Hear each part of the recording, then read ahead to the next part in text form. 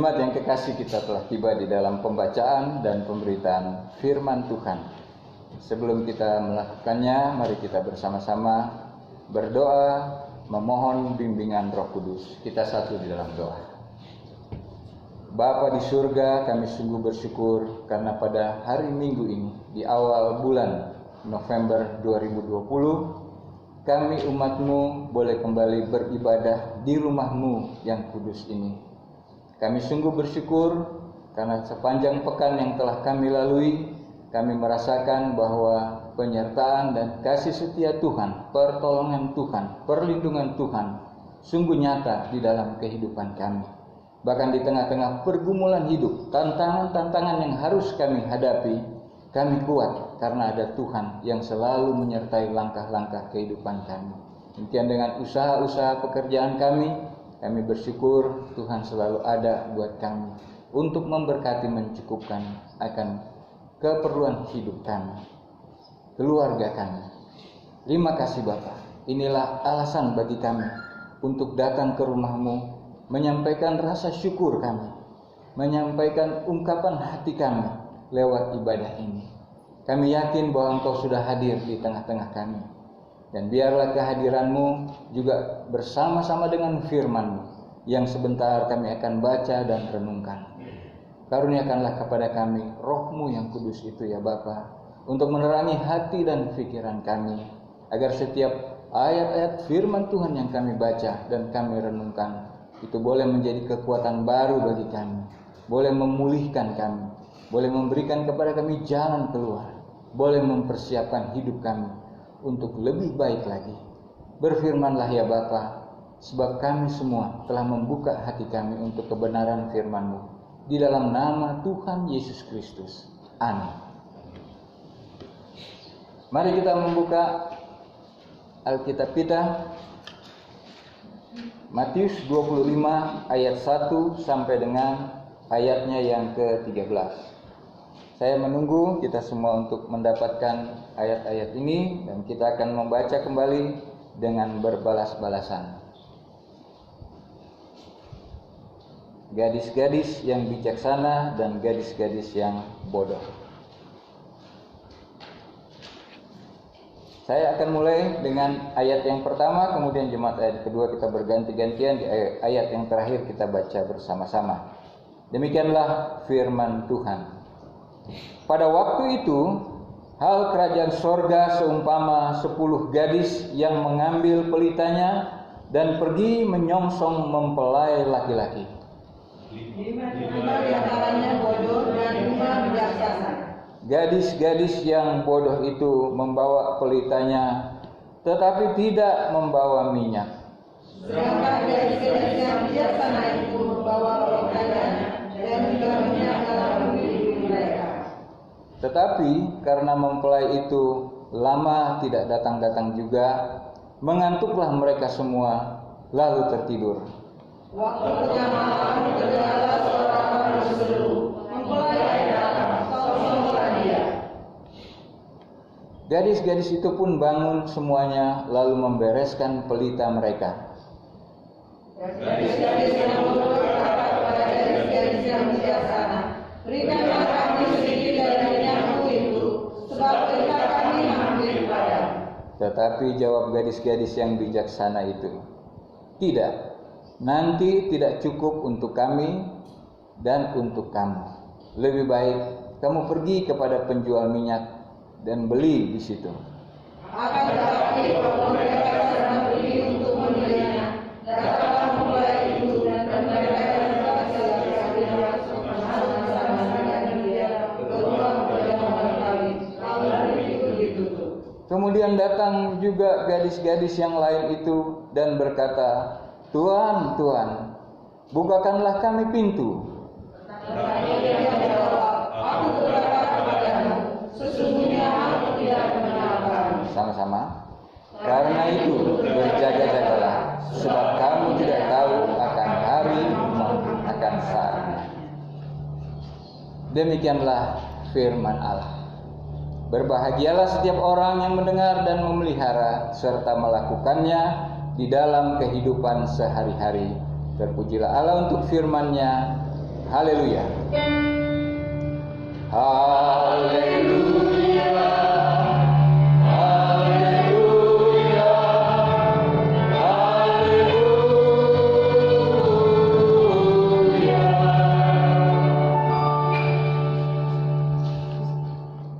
Salam sejahtera bagi kita semua. Shalom. Selamat pagi jemaat yang kekasih di dalam Tuhan Yesus Kristus. Selamat datang kembali di rumah Tuhan. Setelah beberapa waktu lamanya kita beribadah di rumah masing-masing, kini kita boleh dapat beribadah bersama-sama, bertatap muka, bisa saling menyapa, tetapi masih tetap di dalam protokol COVID-19. Dan kita berdoa supaya pandemi ini cepat berlalu sehingga kita dapat melakukan aktivitas kita kembali secara normal. Jemaat yang kekasih, tema yang diberikan oleh PGI adalah mengakui dan mengucap syukur atas perbuatan ajaib Tuhan. Dan pembacaannya diberikan tadi adalah Matius 25 ayat 1 sampai dengan ayat yang ke-13. Kalau kita memperhatikan di bagian liturgi paling atas yang di dalam kotak itu ada satu tulisan dikatakan peringatan bagi semua orang kudus ya. Jadi jemaat yang kekasih, bahwa tema renungan dan ayat yang kita baca bersama-sama dikasih suatu tema besar. Nanti kita akan siap di minggu-minggu penantian. Kita semua diingatkan sebagai orang-orang yang sudah dikuduskan oleh Tuhan, bahwa pada akhir zaman nanti akan terjadi seperti di dalam pembacaan kita tadi. Ada yang terlambat, ada yang tidak siap, ada yang lengah mendapatkan bahwa mereka orang kudus, mereka orang pilihan, tetapi pintu sudah tertutup. Dan orang yang ada di dalam mengatakan bahwa sesungguhnya aku tidak mengenal kamu. Jadi ini menjadi peringatan buat kita semua sebagai orang-orang kudus. Di dalam Matius 24 dan Matius 25, Tuhan Yesus berkhotbah tentang akhir zaman. Jadi kita mengimani bahwa akhir zaman itu ada, bahwa kita harus mempersiapkan diri kita, memang harus demikian. Kalau kita baca di Matius 24, 25 itu perumpamaan-perumpamaan. Pengajaran Tuhan Yesus memang biasa memakai perumpamaan-perumpamaan. Tetapi jangan takut bahwa perumpamaan-perumpamaan itu adalah sesuatu hal yang memang sudah diketahui oleh orang-orang yang mendengarkan khotbah dari Tuhan Yesus. Jadi kalau Tuhan Yesus berbicara di dalam Matius 25 ini tentang gadis-gadis yang menyambut mempelai pria datang, memang di sana tradisinya sudah demikian. Bahwa kalau ada pesta pernikahan dipersiapkan juga gadis-gadis yang akan menyambut mempelai pria dan mendampingi mempelai wanita, karena di Yahudi adalah mempelai pria datang ke rumah mempelai wanita membawa hadiah-hadiah dan lain sebagainya. Ada panitia penyambutan di situ, kemudian mempelai wanita ini dibawa ke rumah mempelai pria dan juga didampingi dengan para gadis-gadis yang menyongsong dan juga mengantar ke tempat pesta jamuan pernikahan. Dan itu sudah, waktu Tuhan Yesus berkata demikian, khalayak yang mendengarkan itu mereka sudah tahu maksudnya. Jadi mereka sudah tahu jalan ceritanya. Nah, tradisi itu dipakai oleh Tuhan sebagai suatu perumpamaan tentang akhir zaman. Jadi di dalam perayaan pesta nikah pada waktu itu ya, yang memang sudah tidak ada minyak, kenapa mereka tidak bisa ikut Demikian juga dengan akhir zaman.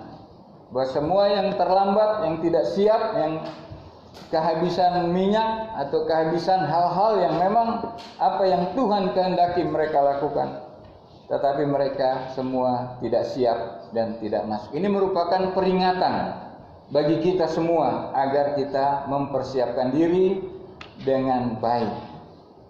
Nah, jemaat yang kekasih di dalam Tuhan Yesus Kristus, di dalam pembacaan kita tadi ada banyak kesamaan yang kita dapati di dalam diri ke-10 gadis ini.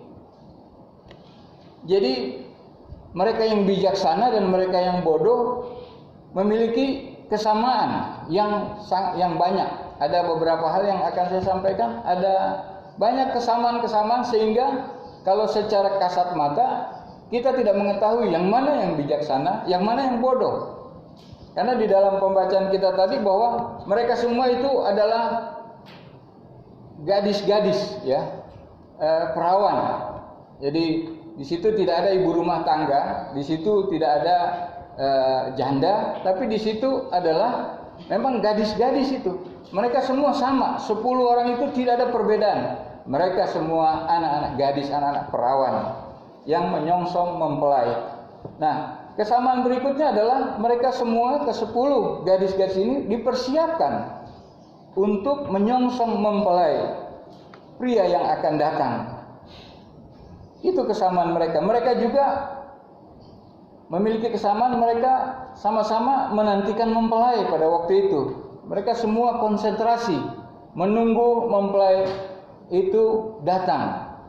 Ya memang ada delay sampai mereka tertidur. Tapi kesamaan mereka, ya mereka sama. Jadi kita nggak bisa membedakan mana yang bijaksana, mana yang bodoh. Kemudian mereka semua sama-sama membawa pelita, membawa lampu. Karena pada waktu dijemput nanti lampu itu yang akan menerangi jalan. Mereka sama-sama membawa pelita. Kemudian ke-10 gadis ini juga sama-sama tertidur. Yang bijaksana tidak bangun, kemudian yang bodoh tidur, enggak, semua sama-sama tertidur. Kemudian mereka juga sama-sama dibangunkan. Mempelai telah datang, mempelai pria telah datang. Mereka sama-sama dibangunkan. Enggak yang bodoh tidak dibangunkan sehingga mereka terlambat bangun, enggak, semua sama-sama dibangunkan. Itu kesamaan yang ada di dalam diri ke-10 wanita atau gadis-gadis ini. Kemudian mereka juga bangunnya juga sama-sama mereka bangun. Jadi secara kasat mata tidak terlihat adanya perbedaan di antara ke-10 gadis ini. Mereka semua sama. Ada kesamaan yang bisa kita lihat bahwa mereka sebenarnya adalah sama. Memang bagi saya pribadi ya sebagai pendeta, banyak pendeta, ada kesamaan di antara kami. Ada majelis, semua sama-sama majelis. Di pop lain, di gereja lain sama semua. Ada jemaat, ada di mana-mana ada jemaat. Namun orang yang mempersiapkan diri dan orang yang tidak mempersiapkan diri, pendeta sekalipun, tidak ketahuan karena ada banyak kesamaan yang terlihat. Jadi jangan mentang-mentang kita pendeta atau mentang-mentang kita majelis, mentang-mentang kita pejabat gereja, terus kita aman-aman saja. Tidak demikian. Bisa dilihat oleh orang lain bahwa wah ini orang nih kudus banget, bawa Alkitab ke gereja, doa di mana-mana. Tapi belum tentu juga. Karena persiapan yang dilakukan adalah persiapan yang memang mungkin tidak kelihatan secara kasat mata. Jadi ada banyak kesamaan, tapi di situ ada 5 yang bodoh, di situ ada 5 yang bijaksana. Yang membedakan hanya satu. Perbedaan di antara mereka, di antara 5 yang bijaksana dengan 5 yang bodoh hanya satu, yaitu apa? Yaitu yang bijaksana memiliki persediaan minyak. Waktu mereka kumpul 10 orang itu nggak ketahuan siapa yang siap minyak, siapa yang tidak siap. Namun ini yang membedakan. Si bodoh tidak memiliki persediaan minyak. Rupanya perbedaan yang satu ini adalah perbedaan yang fatal.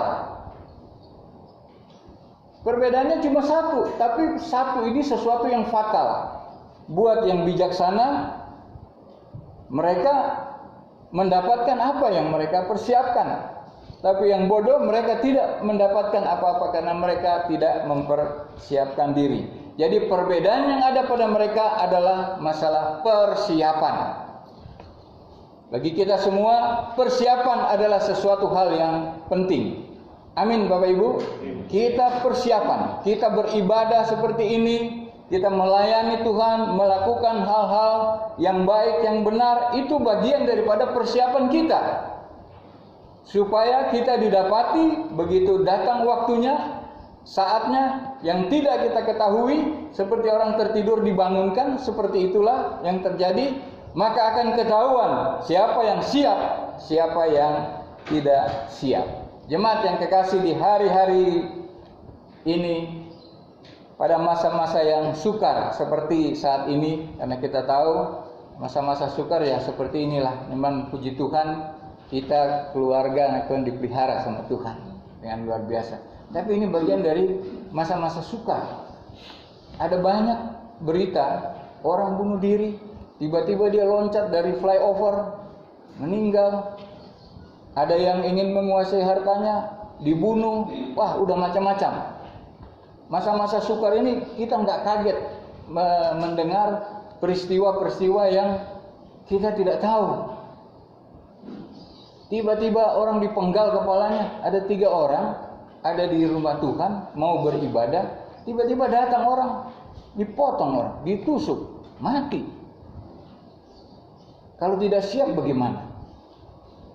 Salah satu orang yang ditusuk, seorang ibu yang ditusuk itu di dalam keadaan yang sekarat itu hebat sekali.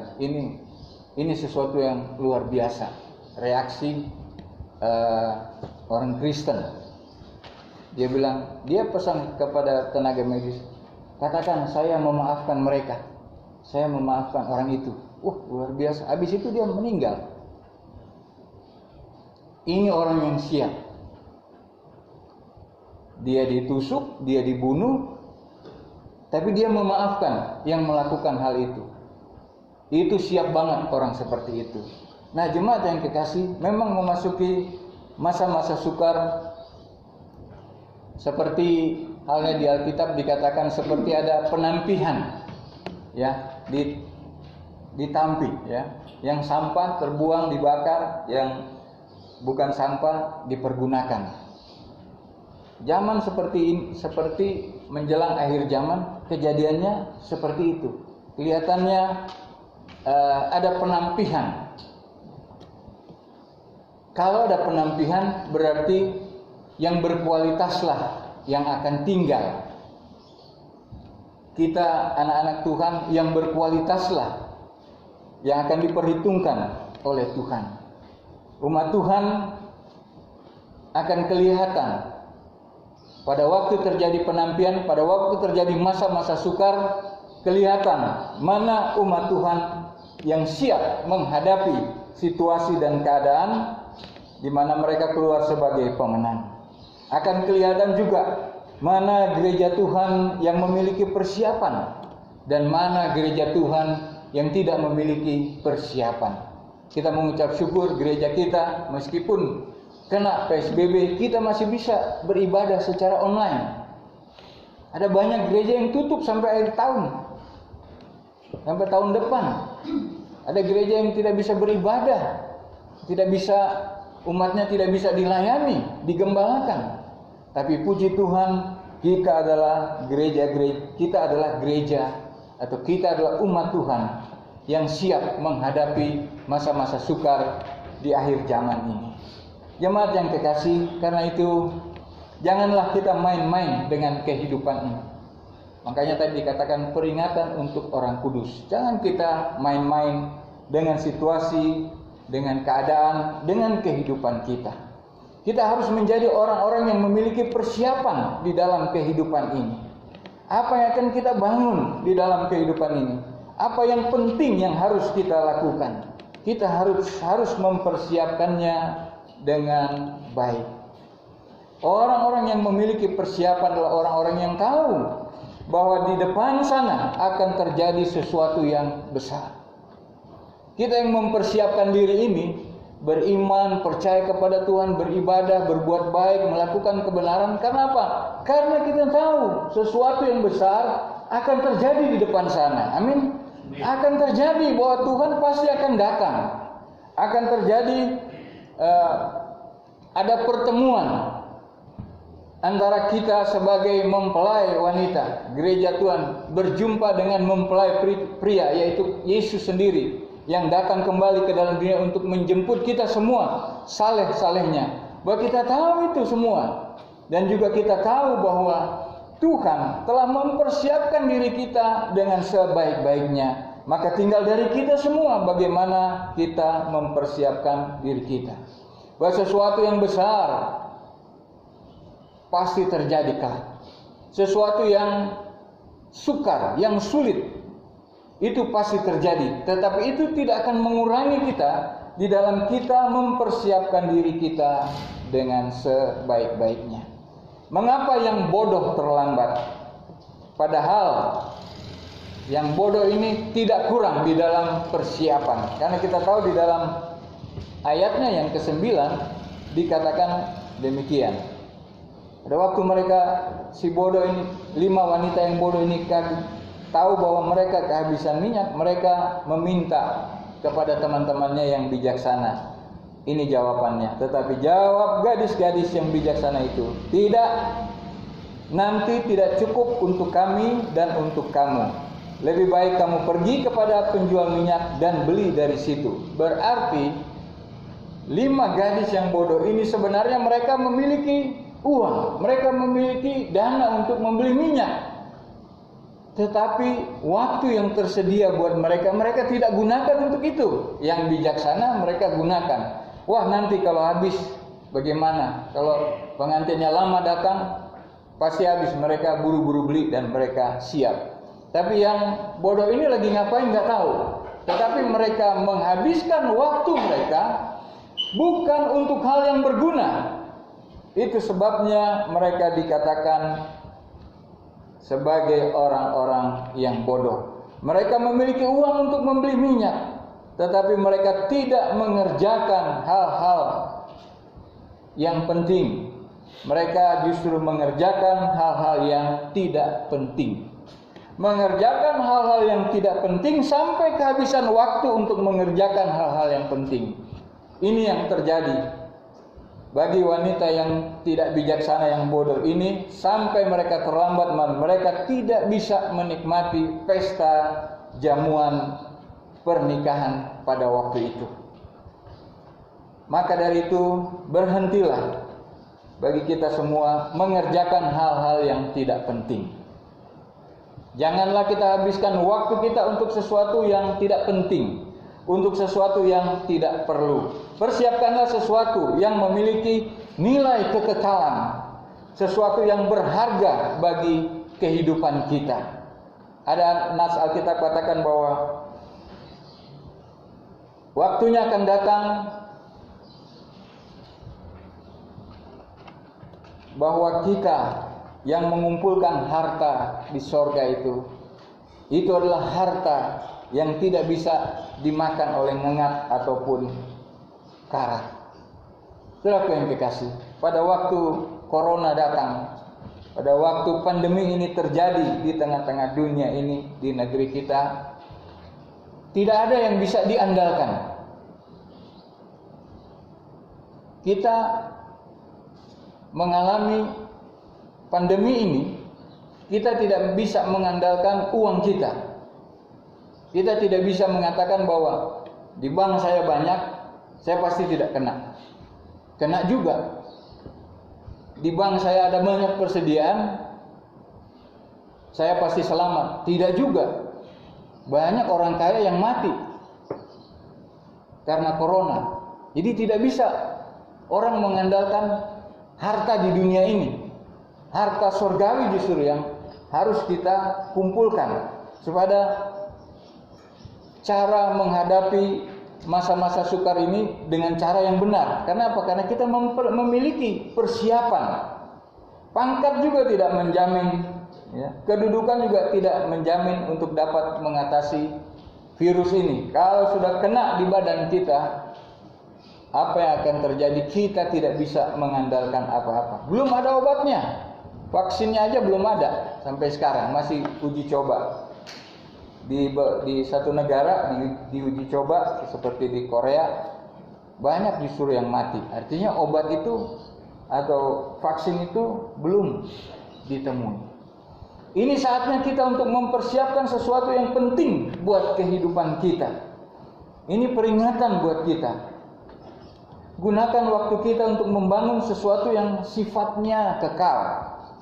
Supaya ketika waktunya datang, kita tidak menjadi orang-orang yang terlambat.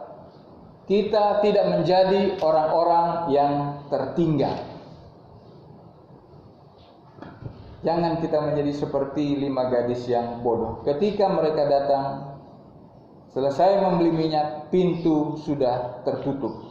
Ketika mereka mengetuk-ngetuk, ada suara dari dalam yang mengatakan, "Pergi, aku tidak mengenal kamu." Lagunya Panbers ya, terlambat sudah, ya. Itu yang terjadi. Regret, penyesalan tidak ada gunanya. Kalau memang waktunya sudah datang, sudah terlambat. Mari kita mempersiapkan diri kita. Jadilah seperti gadis-gadis yang bijaksana, yang mempersiapkan segala sesuatu untuk hal-hal yang kekal. Hidup di dunia ini hanya sementara. Itu bukan berarti bahwa kita harus meninggalkan aktivitas duniawi kita. Tidak, bukan di situ kita berbicara. Tetapi persiapan iman kita untuk selalu dekat dengan Tuhan. Minyak itu harus selalu tersedia. Minyak itu harus selalu tersedia. Roh Kudus itu harus selalu ada di dalam diri kita. Itulah yang akan membuat kita dapat berkomunikasi dengan Tuhan, dapat membangun kehidupan kita. Kita harus melakukan hal-hal yang sifatnya kekal. Mari kita persiapkan hidup kita dengan hal-hal yang kekal, yang tidak akan pernah diambil dari dalam kehidupan kita. Kalau kita mempersiapkan harta duniawi kita sebanyak-banyaknya dan melalaikan harta surgawi tidak kita persiapkan, harta dunia ini ya, saudara yang dikasih, kita lihat ada banyak, bisa dicuri, bisa ditipu, ada yang rekeningnya full tiba-tiba bisa kosong, bisa dicuri. Tapi harta surgawi tidak ada yang bisa mencuri, tidak ada yang bisa mengambil dari dalam kehidupan kita. Firman Tuhan katakan, kumpulkanlah harta di sorga, ngengat dan karat tidak akan bisa merusaknya. Ini yang harus kita siapkan supaya kita tidak menjadi orang-orang yang terlambat. Tuhan Yesus memberkati kita semua. Amin. Mari kita berdoa. Bapa di surga, terima kasih Tuhan untuk firman Tuhan dan juga renungan yang telah kami renungkan bersama-sama. Peringatan ini kiranya semakin membuat kami mempersiapkan diri sebaik-baiknya. Ajarlah kami Tuhan untuk memperhatikan hal-hal yang sifatnya kekal di dalam kehidupan ini. Ajarlah kami untuk mampu membedakan mana yang sementara, mana yang kekal. Mampukan kami Tuhan untuk selalu dapat mengumpulkan harta surgawi kami, di mana ngengat dan karat tidak akan bisa merusaknya. Terima kasih untuk peringatan ini Tuhan. Biarlah kami yang sudah diingatkan ini semakin mempersiapkan diri kami dengan sebaik-baiknya. Bila sukacita yang besar itu datang, kami telah siap untuk menyambutnya. Dalam nama Tuhan Yesus kami sudah berdoa. Amin.